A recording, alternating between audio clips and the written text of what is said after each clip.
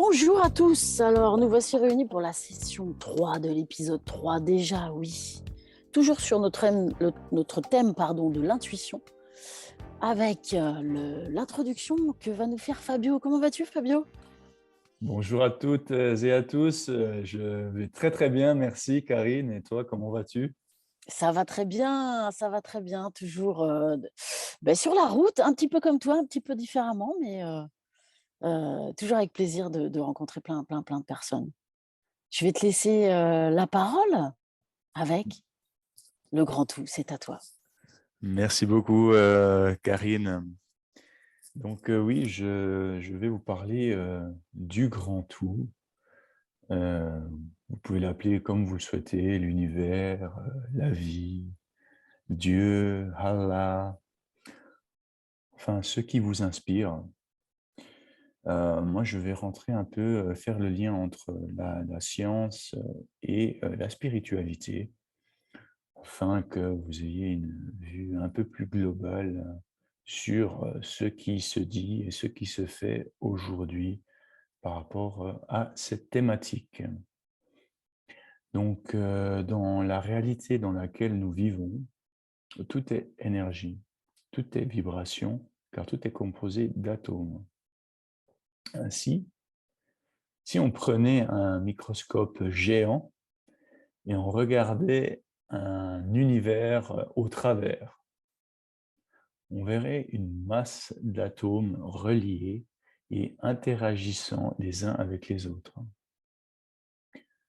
Plusieurs scientifiques, dont Mikio Kaku, Trinh Xuan Tuan et d'autres avant eux, comme Albert Einstein et d'autres, affirment que l'énergie qui constitue ces atomes et qui maintient tout en équilibre provient d'une seule et même source, le tout. Je vais citer Mikio Kaku qui dit: « Il est clair que nous existons dans un plan qui est régi par des règles qui ont été créées, formées par une intelligence universelle et non pas par hasard. » Donc, schématisons cela maintenant à notre dimension. Les électrons de nos corps se mélangent et dansent avec les électrons du sol sur lequel on se trouve et avec ceux de l'air que nous respirons.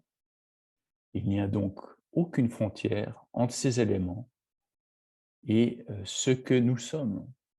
Donc fondamentalement, si nous sommes ici maintenant et il se trouve qu'il y ait une autre personne aussi dans ce même environnement, ben en fait, nous sommes un prolongement de cette personne-là. Quand on entend souvent les gens dire que nous sommes un, c'est effectivement le cas, nous sommes un. Mais alors, la spiritualité, finalement, c'est quoi? Une personne spirituelle est tout simplement quelqu'un qui est en harmonie avec elle-même et avec tout ce qui l'entoure. C'est logique. Donc tout ce qui l'entoure, c'est la nature, les animaux, les êtres humains, etc., etc. Donc vraiment tout de tout. Elle accepte, cette personne, le fait que tout ce qui l'entoure est une expression du grand tout qui s'expérimente à travers tout ce qui vit. Elle apprend sans jugement ni critique à travers ce qu'elle voit et observe autour d'elle et chez les autres. Elle utilise aussi chaque situation de sa vie, agréable et désagréable, pour en apprendre sur elle-même dans le but d'améliorer cette harmonie. Elle se souvient aussi de son pouvoir de créer cette harmonie. Elle sait donc que lorsqu'elle souffre, c'est qu'elle a oublié cette connexion permanente avec l'énergie source, le tout, le grand tout, c'est-à-dire cette grande puissance qui lui permet de créer le paradis sur Terre. Quand on prend en considération les éléments que je viens d'exposer, nous avons tout intérêt à cultiver notre spiritualité, dont la clé est l'amour inconditionnel, car nous sommes tel un atome. Ainsi, il suffit de transformer notre structure interne en harmonie avec le tout afin d'obtenir un changement de notre réalité physique. Et voici, pour conclure, quelques expériences afin d'obtenir un changement dans notre réalité physique avec notre amie Karine.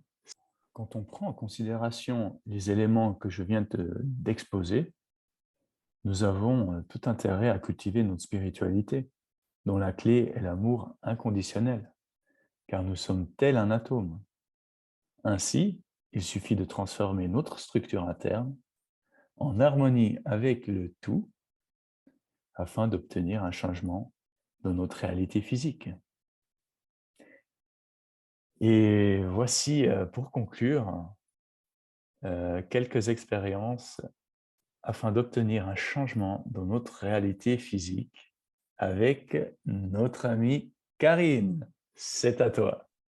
Merci Fabio. Et pour terminer, je dirais que l'intuition est un apprentissage, un chemin que je choisis, une qualité que je développe.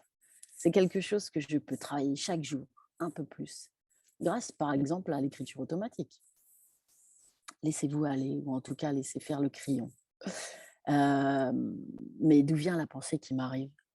C'est vrai ça? De l'extérieur, de l'intérieur? De l'intérieur de mon être, de l'extérieur de mon être? On ne sait pas. Et d'Épicure à Platon, les avis sont opposés. Je vous propose aujourd'hui un plongeon chez l'auteur Steve Gallegos.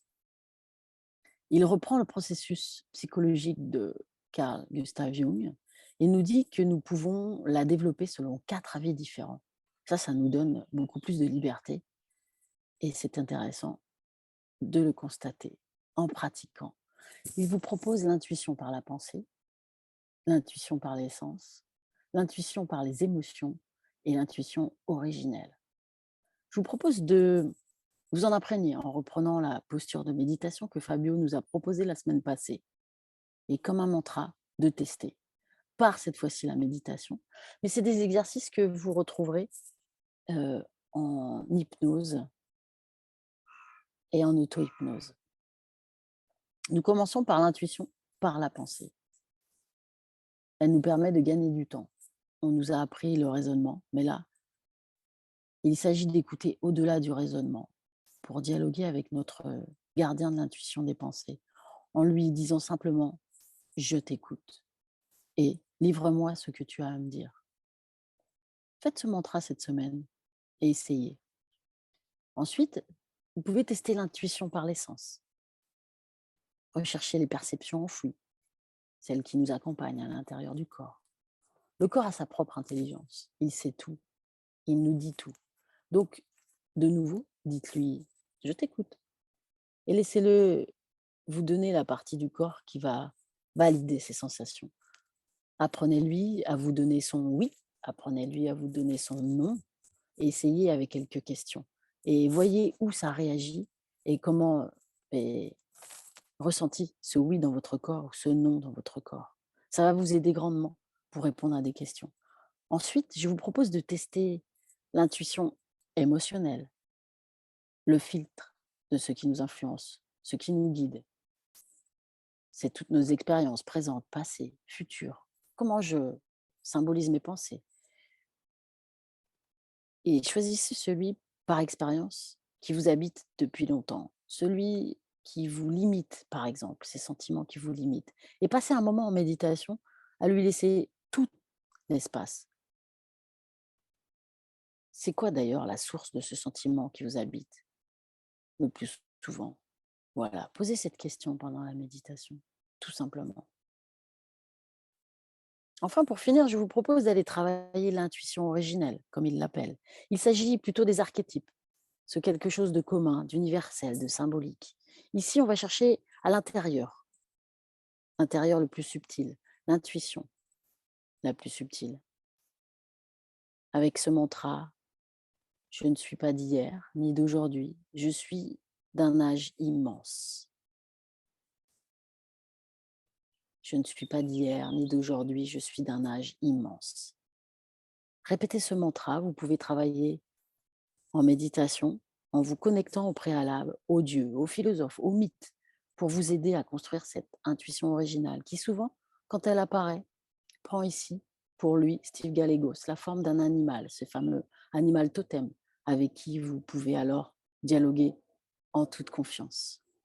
Voilà, donc c'est des comparatifs que vous pouvez faire et nous pourrons en discuter sur des thématiques voilà, qui sont entre ces parallèles de méditation et d'hypnose ou d'auto-hypnose, ces différences qu'on peut ressentir avec des mêmes sujets. Je vous propose de nous faire des commentaires sur ces belles rencontres que vous avez fait avec vous. Et sachez que vous pouvez retrouver ces exercices en état modifié de conscience. Voilà Fabio. Merci beaucoup, Karine.